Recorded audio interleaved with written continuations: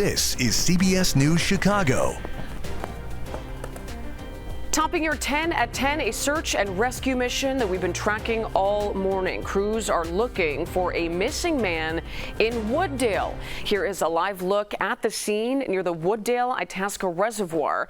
The search started last night after Ipilito Hernandez went into the water and never came back up. That prompted a massive response from first responders. That did eventually taper off. We spoke to the man's sister, who says her brother was out there with his girlfriend and went for a swim. He is a father of 5 and a tuba player. She is now praying for a positive outcome. I'm still hoping it's not him who's there, you know. We're still hoping that he's somewhere, but not in there. Police tell us a cadaver dog is coming to that scene. Sonar technology will also be in use soon, and divers will see if they're able to get any hits from this. We'll keep you updated as we learn more. A 16-year-old girl is seriously hurt after police say she was stabbed several times in the South Loop. She's now being treated by doctors at Northwestern Memorial Hospital. Our Asal Razai is there with more. Police tell us the attack happened after the 16-year-old victim got into some kind of argument with another person that is unidentified at this time. We're told she was brought here to Northwestern in serious condition. Take a look at the scene overnight. You can see crime tape stretched across the corner of State Street and Roosevelt. This is just steps away from that red line Roosevelt stop. We saw blood on the ground along with medical gloves left behind. Chicago police were there investigating shortly after this happened around 10 o'clock last night. Police say they were responding to a disturbance call when they found a 16-year-old girl with multiple stab wounds throughout her body. Again, she was brought to Northwestern Hospital at last check in serious condition. We know police are likely going through surveillance video in that area as they continue their search for the person responsible. They say so far they have no one in custody. Reporting from Northwestern, I'm Asal Razai, CBS News Chicago. Thank you, Asal. A smoke shop in Little Italy left with a big mess this morning after someone ripped an ATM out of the building. This happened just before 4 a.m. on Taylor Street, right by the National Public Housing Museum. Police say multiple men were seen leaving that building and they got away in a white SUV. At this point, no one is in custody. Today, family members and community advocates are rallying to support 3 men that they say were wrongfully convicted of some serious crimes. Kevin Jackson, Rico Clark, and Douglas Livingston are scheduled to have court hearings today.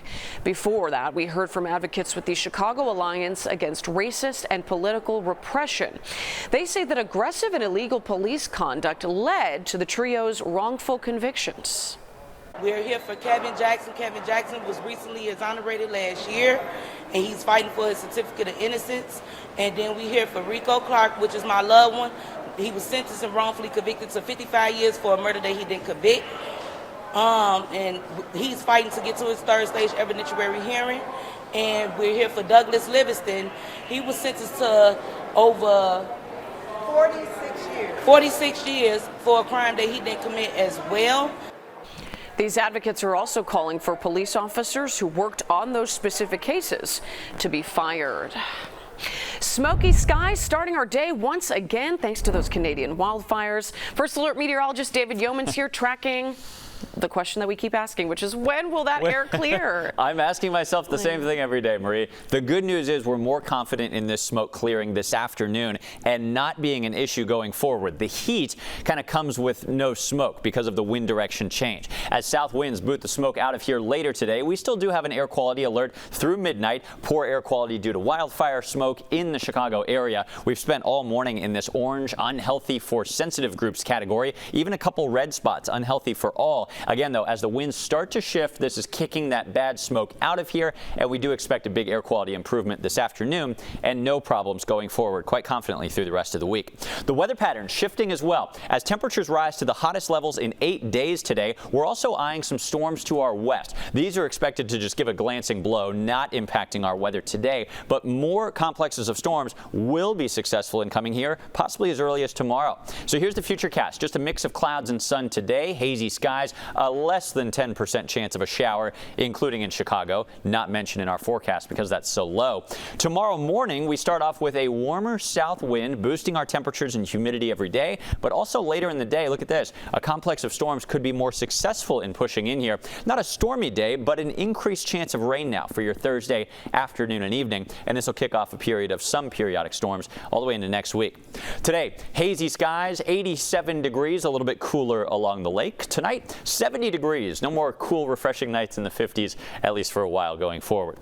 Tomorrow, a hot and humid, an afternoon and evening storm chance with a high up to 90. And here go the high temperatures, all the way up to 91 Friday, 94 on Saturday. A few storms possible tomorrow and on Friday, but a better chance of wetting rain and finally some cooler temperatures early next week. Marie? We'll look forward to that. Thank you, David.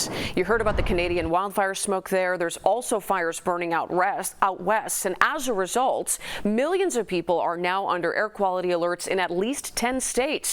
The air quality's taken a hit in Southern California, where crews are fighting the state's biggest fire of the year. And if you remember the beginning of the year, that's saying something. The Gifford fire started on Friday. It's charred nearly 84,000 acres. It's also forced people in 2 counties to leave their homes. Conditions can change rapidly, and the next thing you know, they're experiencing fire activity that they can't even imagine. The Rosa fire in Riverside County also prompted evacuations there in California, sending these huge plumes of smoke into the sky.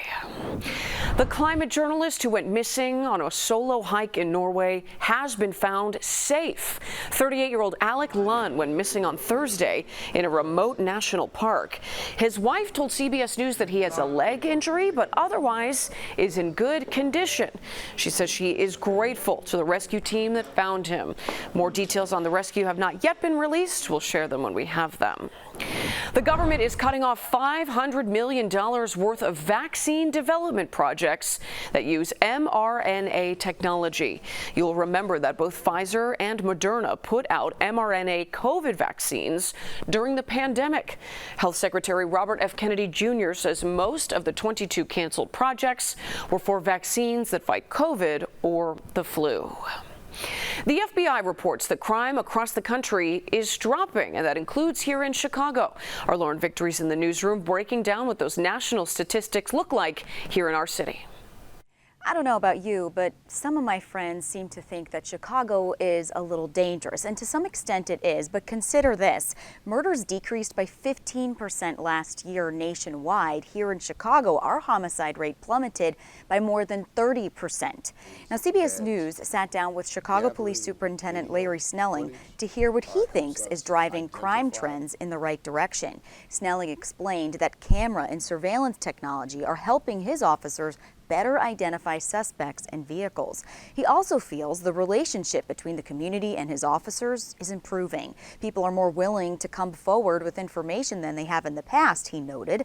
Still, Chicago's got a reputation of being violent. We asked Snelling what it will take to improve public perception.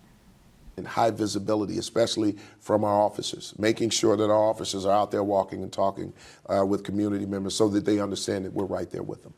More officers on the streets could also explain that nationwide drop in crime. A former FBI expert tells CBS News that recruiting and retention efforts started years ago is paying off. I'm Lauren Victory, CBS News Chicago. News now. St. Charles police have just confirmed they're investigating a potential bomb threat that postponed a meeting with Illinois lawmakers and the Texas lawmakers now in our state. CBS Skywatch flew over the Q Center Convention Center, where they were set to meet in just a few hours. There you see people filing outside of the building. We're told several hundred had to evacuate. Senator Dick Durbin was scheduled to speak with the Texas Democratic lawmakers as they remain here to deny their legislature a quorum and avoid a vote on a new congressional map.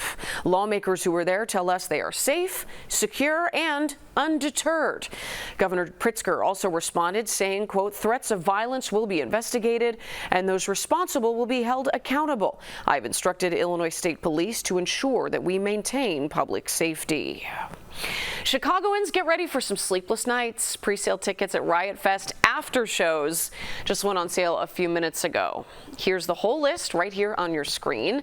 Bands like The Damned, The Front Bottoms, The Sex Pistols, and more will be doing additional shows all around town that weekend. The 20th Riot Fest runs September 19th through the 21st in Douglas Park. You can get your pre-sale tickets to those after shows by going to riotfest.org and typing in the code RIOT20.